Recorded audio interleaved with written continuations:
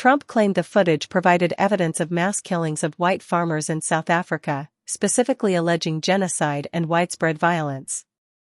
However, multiple credible sources, including Reuters, The Guardian, NBC News, and The New York Times, have debunked these claims, confirming that the primary image and video footage Trump presented were not from South Africa but from the Democratic Republic of Congo, DRC. Details of the footage. 1. Primary image misrepresentation. The key image Trump used was a screenshot from a Reuters video published on February 3, 2025, titled Aftermath of M23 Rebel Clashes in Eastern Congo. The footage was filmed in Goma, North Kivu Province, DRC, and showed humanitarian workers handling body bags containing victims of clashes between M23 rebels and Congolese forces. The image depicted a grim scene of body bags laid out on the ground, which Trump claimed showed murdered white farmers in South Africa. However, Reuters and other fact-checking outlets confirmed the image had no connection to South Africa and was instead linked to the ongoing conflict in eastern Congo, where M23 rebels have been active since 2021, displacing thousands and causing significant casualties. 2. Additional video footage. Trump also presented a video that he claimed showed burial sites of white farmers killed in South Africa. This footage was later identified as including clips from a 2020 memorial event in South Africa, not actual graves or burial sites. The memorial was unrelated to mass killings and was misrepresented to support Trump's narrative. Other segments of the video reportedly included unrelated or manipulated content, though specific details about additional footage are less clear due to limited public access to the full presentation. 3. Context of the claims. Trump's assertions were made in the context of advocating for sanctions against South Africa, citing alleged expropriation of land without compensation and violence against white farmers. He has repeatedly referenced these claims, including in 2018 when he directed then-Secretary of State Mike Pompeo to investigate South African farm killings, based on unverified reports from far-right sources. South African officials, including President Ramaphosa's spokesperson, rejected Trump's claims as completely divorced from reality. Data from South Africa's police and agricultural organizations, such as AgriSA, indicate that farm murders have significantly declined, with 54 farm killings reported in 2023 compared to over 300 annually in the early 2000s. These figures do not support claims of a white genocide or systematic targeting of white farmers. The narrative of white farmers being systematically targeted has been amplified by far-right groups and figures like Tucker Carlson but has been consistently debunked by fact-checkers like Africa Check. 4. Broader implications.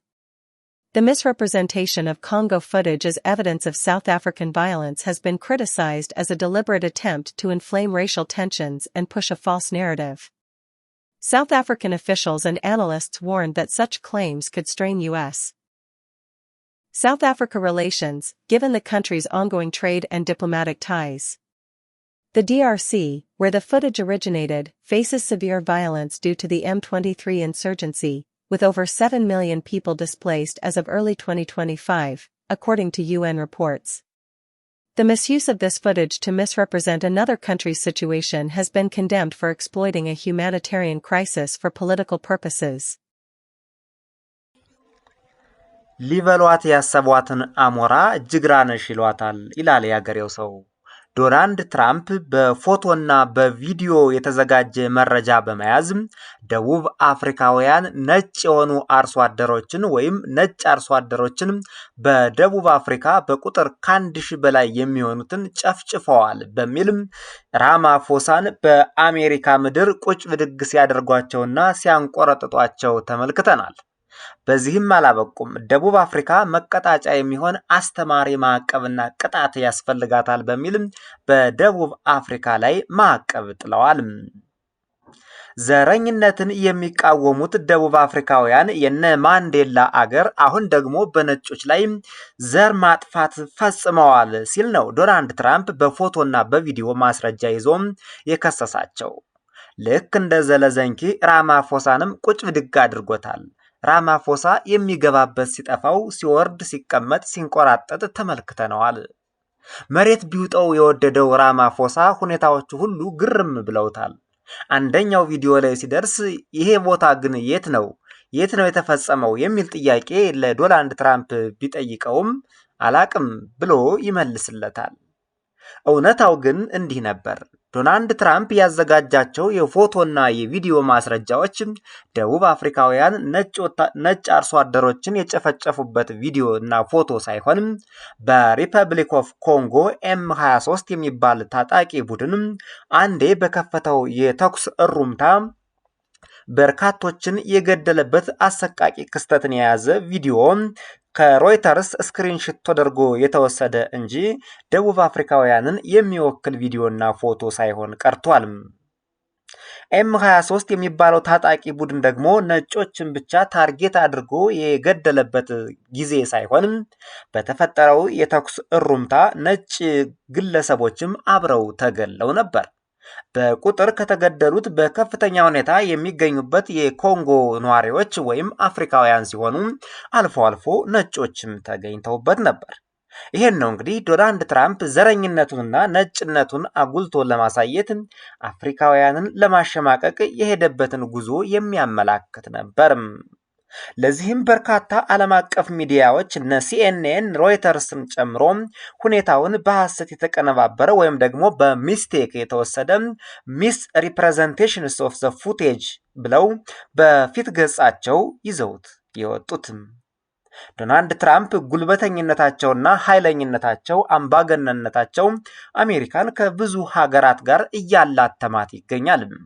አሁንማ ዩክሬን ገሸሽ ተደርጋ ከሩሲያ ጋር ልዩ ቁርኝት ፈጥራለች።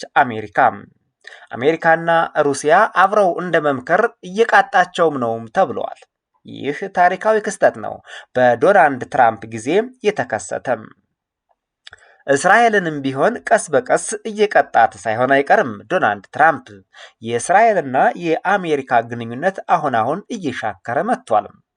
እስራኤል ለአሜሪካ የምታስገኘው ምንም አይነት ጥቅም የለም በርካታ የጦር መሳሪያዎችንና ዶላሮችን ከመውሰድ ውጭ።